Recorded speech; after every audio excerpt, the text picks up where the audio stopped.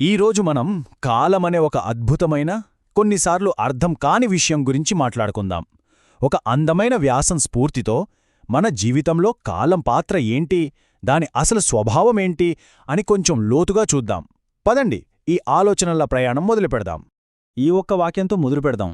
ఎంత అద్భుతంగా ఉందో కదా! కాలంతో మనిషికి ఉండే ఆ పోరాటాన్ని మొత్తం ఇది చెప్పేస్తుంది.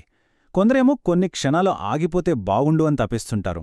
మరికొందరేమో అయ్యో ఈ టైం తొందరగా గడిచిపోతే బాగుండు అని ఆవేదన పడుతుంటారు. మనందరి జీవితంలో ఏదో ఒక పాయింట్లో ఇలాగే అనిపిస్తుంది కదా. సరే, మనం మొదటి విభాగానికి వద్దాం. ఒక మానవ విన్నపం. అసలు కాలంతో మనకుండే ఈ విచిత్రమైన సంబంధం వెనుకున్న కోరికలేంటో ఒక్కసారి చూద్దాం. ఇక్కడే మనలో మనకు జరిగే సంఘర్షణ బయటపడుతుంది. ఏదైనా ఒక మంచి జ్ఞాపకం, ఒక సంతోషకరమైన క్షణం దొరికినప్పుడు అబ్బా ఈ టైం ఇక్కడే ఆగిపోతే ఎంత బావుంటుందనిపిస్తుంది. అదే ఏదైనా ఒక చేదు అనుభవం ఎదురైతే అదొక పీడకలలా ఎప్పుడు అయిపోతుందా అని ప్రార్థిస్తాం.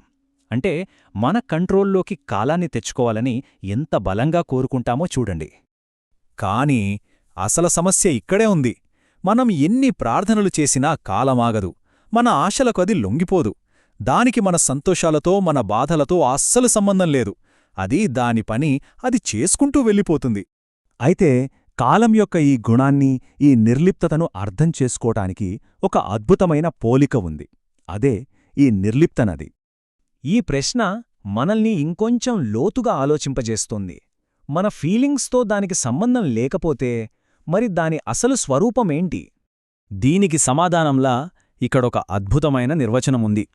కాలాన్ని ఒక నదితో పోల్చారు. ఆ నదికి ఒకవైపు సుఖం అనే ఒడ్డు, మరోవైపు దుఃఖం అనే ఒడ్డు. కాని నదికి ఆ ఒడ్డులతో ఏ సంబంధం ఉండదు. అది కేవలం ఒక శక్తివంతమైన ప్రకృతి శక్తిలా ప్రవహిస్తూనే ఉంటుంది. ఈ నది లక్షణాలు చూస్తే దానికి తెలిసిందే ఒక్కటే, తన ప్రవాహం ముందుకు వెళ్లడమే. ఒడ్డును మనం నిలబడి ఏడుస్తున్నామా, నవ్వుతున్నామా అన్నది దానికి పట్టదు. మన కన్నీళ్లకు ఆ నది తడవదు. మన ఆశలకు అది కరిగిపోదు. పూర్తిగా, కంప్లీట్గా నిర్లిప్తంగా ఉంటుంది. సరే, ఇంత పెద్ద నది గురించి మాట్లాడుకున్నాం కదా. ఇప్పుడు ఆ నదిలోని ఒక్కో నీటి చుక్క గురించి, అంటే ఒక్కో క్షణం గురించి చూద్దాం. ప్రతి క్షణం కూడా ఒక ఖాళీ పాత్రలాంటిది. ఈ ప్రశ్న మనల్ని ఇంకో అద్భుతమైన రూపకంలోకి తీసుకువెళుతుంది. మన ఆలోచనను ఇంకాస్త స్పెసిఫిక్గా మారుస్తుంది. ఇది చూడండి, ప్రతి క్షణం ఒక ఖాళీ గిన్నెలాంటిది. దానికి సొంతంగా ఏ విలువ, ఏ అర్థం ఉండదు. మనం ఆనందం అనే నీళ్లు పోస్తే అది విలువైన క్షణం అవుతుంది. దుఃఖం అనే మట్టి పోస్తే అది ఒక చెత్త క్షణంగా మిగిలిపోతుంది. అంటే ఆ క్షణాలకు అర్థాన్ని, విలువను ఇచ్చేది మనమే. అయితే ఇక్కడ గుర్తించుకోవాల్సిన విషయం ఒకటుంది. మనం ఆ పాత్రను నింపినా, ఖాళీగా వదిలేసినా దాని ప్రయాణం మాత్రం ఆగదు. మన చర్యలతో సంబంధం లేకుండా అది ముందుకు సాగిపోతూనే ఉంటుంది.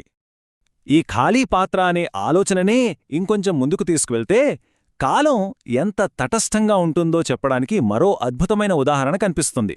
అదే ఈ తటస్థమైన గది. ఒక్కసారి ఊహించుకోండి, ప్రతి క్షణం ఒక ఖాళీ, నిశ్శబ్దమైన గది. దానికి రంగు లేదు, వాసన లేదు, ఏ భావమూ లేదు. జస్ట్ ఒక ఎంప్టీ స్పేస్. ఆ గదిలోకి మనం వెళ్ళి మన ఆనందంతో, మన సంతోషంతో ఆ గోడలకు మంచి ప్రకాశవంతమైన రంగులు వేయొచ్చు. లేదా అదే గదికి మన నిరాశతో, మన బాధతో చిమ్మచీకటిని పొలమవచ్చు. ఇక్కడే అసలైన పాయింటుంది. మనం ఎన్ని రంగులు వేసినా, ఎంత చీకటిని పూసినా ఆ గదికి ఏమీ అంటదు. అంటే ఆ గది, ఆ క్షణం. మనం మంచి పనులు చేస్తే బహుమానం ఇవ్వదు, చెడు పనులు చేస్తే శిక్షించదు. మన భావాల మరకలు దానికంటవు. అది కేవలం ఉంటుంది, అంతే. కంప్లీట్గా న్యూట్రల్. ఇప్పుడు చివరి విభాగానికి వచ్చేశాం.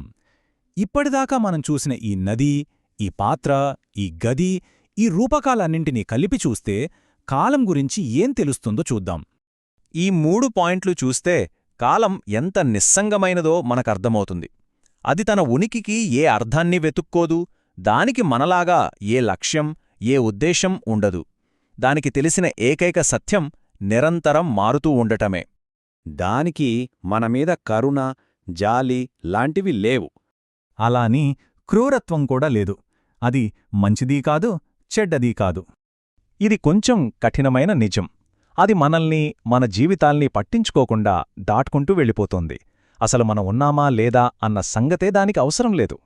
మనం ఈ విశ్లేషణను ఈ ఒక్క ప్రశ్నతో ముగిద్దాం. కాలం మనల్ని దాటుకుంటూ వెళ్ళిపోతోంది, సరే, కాని అసలు మనమిక్కడ ఉన్నామని దానికి తెలుసా? ఈ ప్రశ్న గురించి ఒక్కసారి ఆలోచించండి.